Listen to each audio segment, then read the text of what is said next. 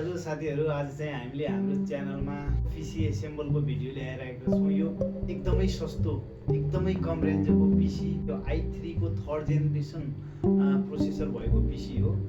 तपाईहरू basic computing वर्कहरू जस्तै बच्चाहरूको स्टडीको लागि होस् या तपाईँको नर्मल अफिस वर्कको लागि या समर बिजनेसको लागि तपाईँहरू पिसी खोज्दै हुनुहुन्छ, एकदम सस्तो रेन्जमा पिसी खोज्दै हुनुहुन्छ भने यो पिसी तपाईँहरूको लागि एकदमै उपयुक्त हुनेछ।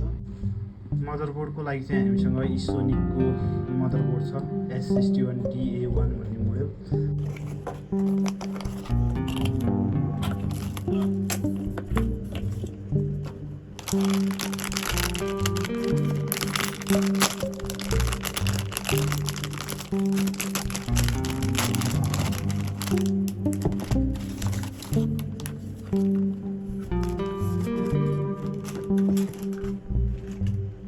मदरबोर्ड चाहिँ यस्तो प्रकारको रहेको छ। यसमा चाहिँ हाम्रो NVMe स्लट छ,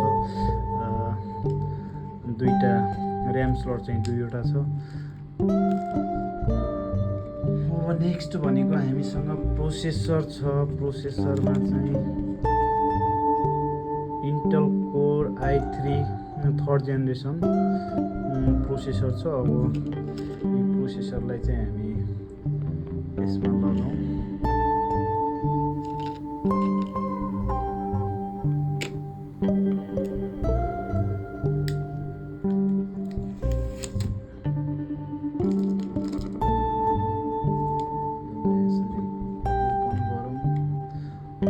हजुरले यो भिडियो कहीँ स्किप नगरी हेर्नु होला, तपाईँले सजिलैसँग एसेम्बल गर्न सक्नुहुन्छ। हजुरले यो कम्पोनेन्टहरू लिएर घरमै एसेम्बल गर्दा सस्तो पर्छ हजुरलाई। यसको चाहिँ यो कट मिलाएर हामीले यता राख्नुपर्ने हुन्छ processor.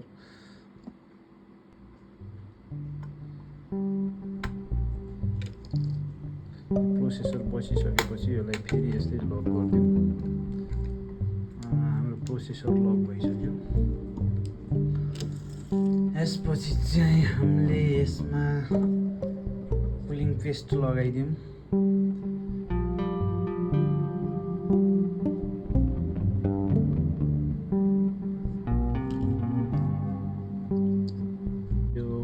CPU cooler Intel CPU cooler छ। यो कुलर हामीले मार्केटमा 300 देखि 400 एराउन्डमा हामीले मजाले सजिलै भेट्न सक्छौँ। यतापट्टि लगाइदिउँ।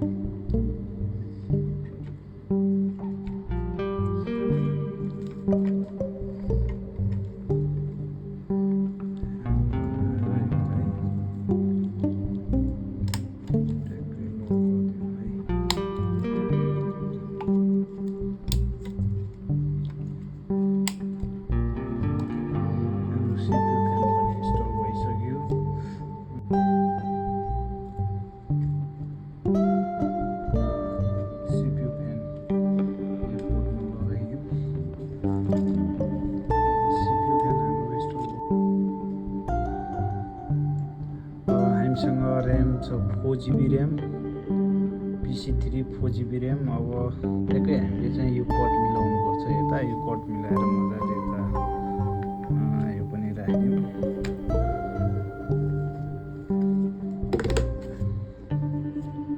ऱ्याम पनि भइसक्यो। SSD चाहिँ हामीसँग छ 128 को SSD। यसमा चाहिँ अब हजुरले अलि अब एकदमै फास्ट चाहिन्छ भने NVMe पनि राख्न सक्नुहुन्छ। तपाईँको SSD पनि 400 रुपियाँ पाउनुपर्छ। हजुरसँग बजेट छ भने हजुरले अब NVMe M.2 राखेर नि युज गर्न सक्नुहुन्छ। हामीले चाहिँ 128GB hitech SSD राख्दैछौँ।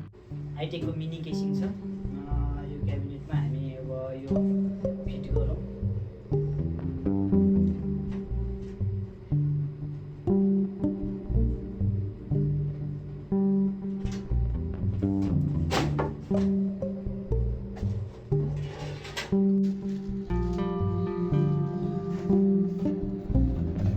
Power supply छ TX 450 वाट पावर सप्लाई। यसलाई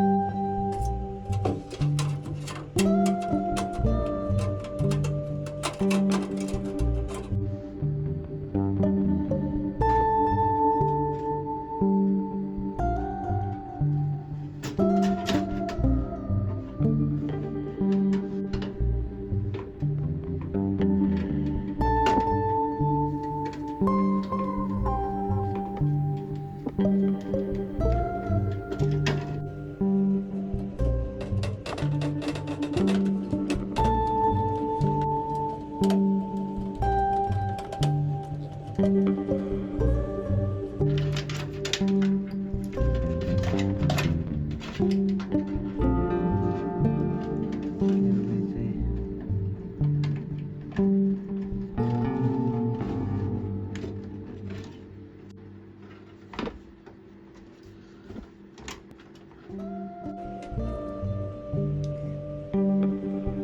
चाहिँ हाम्रो अडियो चाहिँ यता अडियोमा कनेक्ट गरिदिउँ।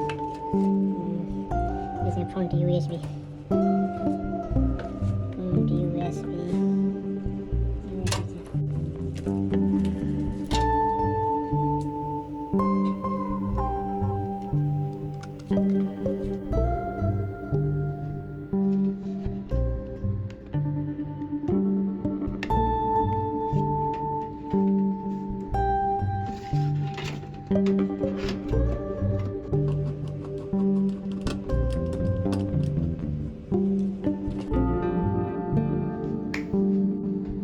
हाम्रो पिसी सेटअप चाहिँ कम्प्लिट भइसकेको छ।